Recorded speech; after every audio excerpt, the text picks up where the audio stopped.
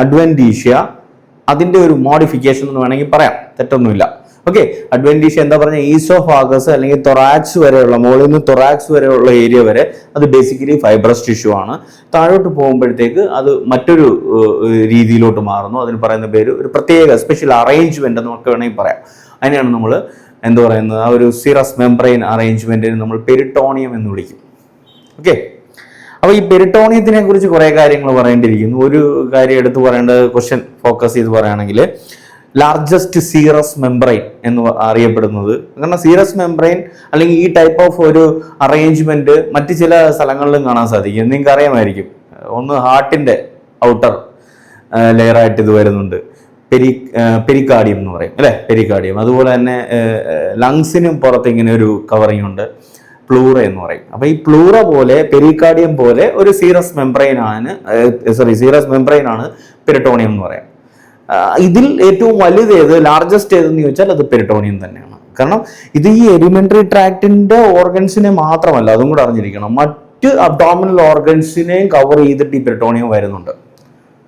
For example, elementary ട്രാക്റ്റിനുള്ളിൽ വരുന്നതല്ലല്ലോ liver പുറത്തല്ലേ ഇരിക്കുന്നത്. നമ്മൾ പറഞ്ഞത് ലിവറിനെ കുറിച്ചൊക്കെ ഒരുപാട് കാര്യങ്ങൾ പഠിക്കാണ്ട് നമ്മൾ മുന്നോട്ട് വരും. എന്നാലും പറയാണ്, ഇപ്പൊ ബൈല് സെക്രീറ്റ് ചെയ്യുന്നു, അത് ഗോൾ ബ്ലാഡർ സ്റ്റോർ ചെയ്തു, അവിടുന്ന് ആ സെക്രീഷനെ എലിമെന്ററി ട്രാക്റ്റിലോട്ട് എത്തിച്ചു തരികയാണ് ഡൈജഷന് വേണ്ടിയിട്ട്, എസ്പെഷ്യലി ഫാറ്റിന്റെ ഡൈജഷന് വേണ്ടിയിട്ട് അല്ലേ.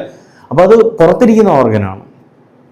പിന്നെ ചില പെൽവിക് ക്യാവിറ്റിയിലുള്ള ഓർഗൻസിന്റെ മുകൾ ഭാഗവും ഒക്കെ ഇതിന്റെ ഈ കവറിങ് ആ ഒരു സൗകര്യം അവൈലബിൾ ആണെന്ന് പറയാം.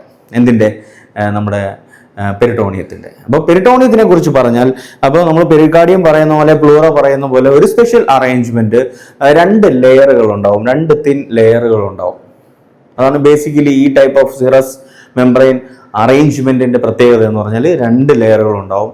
ഒന്ന് പറൈറ്റൽ പെരിട്ടോണിയം എന്നും ഒന്ന് വിസറൽ പെരിട്ടോണിയം എന്നും അറിയപ്പെടും. വിസറ ഉള്ളിലുള്ള ഓർഗൻ എന്നുള്ള അർത്ഥത്തിൽ, അകത്തുള്ള ഓർഗൻസിന്റെ ഒരു കവറിംഗ് ആയിട്ടാണല്ലോ ഈ പെരിട്ടോണിയം പലപ്പോഴും സെർവ് ചെയ്യുന്നത്. അപ്പൊ അങ്ങനെ നോക്കുമ്പോൾ ആ ഒരു ഉദാഹരണം ലിവർ എടുത്തു കഴിഞ്ഞാൽ, ലിവറിനെ ഒട്ടിയിരിക്കുന്ന പെരിട്ടോണിയം, അതിനെ നമ്മൾ വിസറൽ പെരിട്ടോണിയം ലെയർ എന്ന് പറയാം.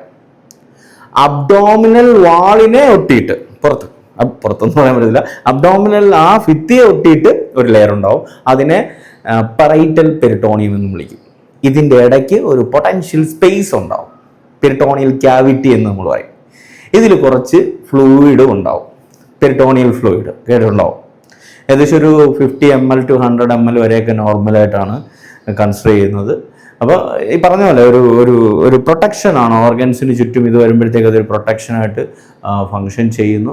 ഈ ഫ്ലൂയിഡ് കൂടുന്ന അവസ്ഥ ചില ഇൻഫ്ലമേഷൻ്റെയൊക്കെ ഭാഗമായിട്ട്